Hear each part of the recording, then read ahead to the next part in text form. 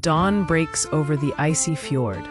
Thorvald stands at the prow of his longship, staring across mist-shrouded waters.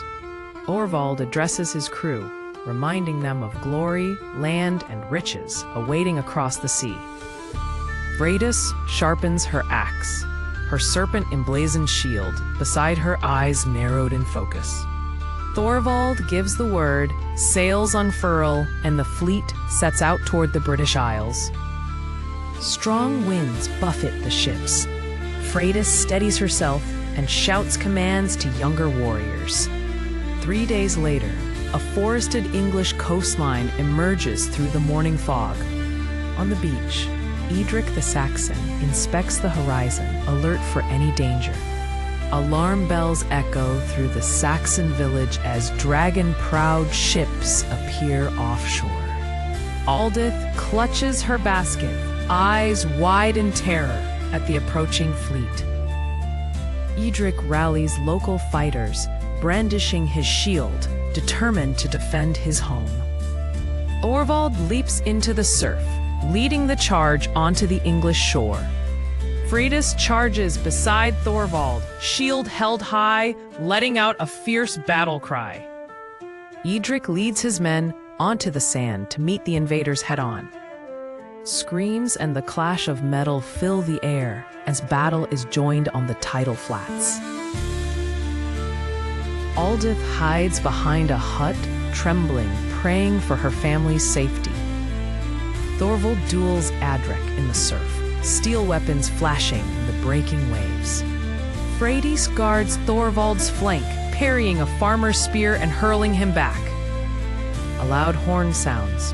More Saxon fighters spill from the forest edge to reinforce Adric. Thorvald rallies his warriors, urging them to push through the defenders to the village. Freydis presses forward, breaking through a Saxon shield wall and shouting orders. Aldith flees deeper into the village as the clash draws nearer, dodging fallen beams. Adric is wounded in the melee, but refuses to retreat, gritting his teeth for another round. Thorvald finds himself face to face with Edric again, both men battered but resolute. Freydis is separated from Thorvald as the battle spreads into the village lanes. Thorvald pursues Edric into the heart of the village, determined to end the standoff. Aldith ducks into her family's hut, desperately barricading the rough door with a bench. Freydis battles a group of armed villagers in the village square, holding her own fiercely. Edric leads a desperate last defense at the village well, defending women and children. Thorvald and Adric fight fiercely once more beside the burning well. Freydis notices Aldith peering from the shadows and moves to investigate. The Vikings force the Saxons to retreat toward the forest, but not without loss. Aldith is discovered hiding, but is spared by Freydis, who quietly warns her to stay hidden. Thorvald surveys the burning village, contemplating the next moves for his warband. Night falls. Both attackers and defenders tend to their wounded under the same cold moon. Thunder rumbles as a rainstorm sweeps over the war-torn land, hiding the armies in darkness. Heavy rain lashes the ravaged village as Thorvald surveys the smoldering ruins. He orders his warriors to secure shelter in the abandoned huts, wary of Saxon counterattacks through the stormy night. Sheltering in a sodden barn, Edric grimly counts his wounded. He encourages his men with whispered words, determined not to let despair crush Saxon resolve, even as thunder shakes the beams above. Freydis leads a search party for Saxon survivors. Her sharp eyes catch movement near a crumbling hut, but she orders restraint, intent on gleaning information rather than senseless slaughter. Aldith kneels in the mud, clutching her basket, her heart pounding. She gathers what food she can while hidden, risking exposure with every movement. Thorvald confronts an unruly Viking who threatens to kill villagers.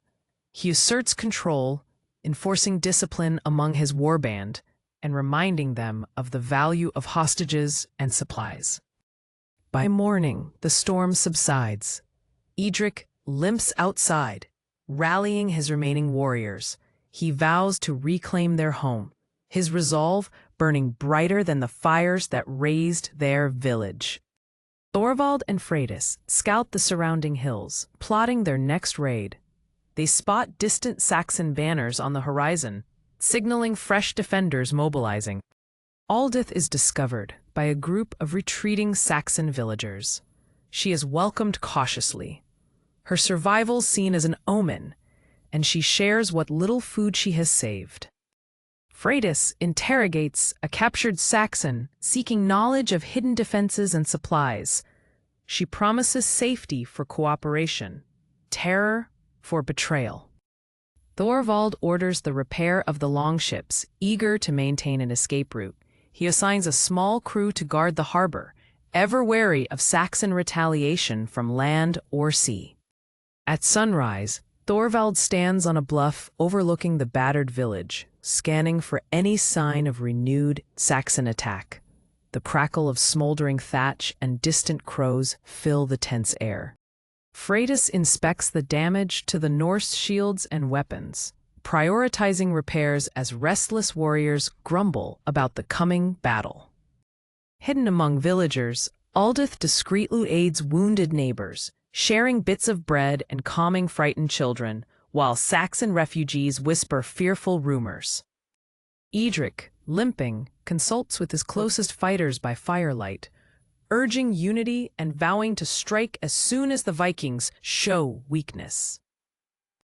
Thorvald orders his warriors to establish barricades using debris from the ruined village, determined to force Saxon fighters into open combat if they return.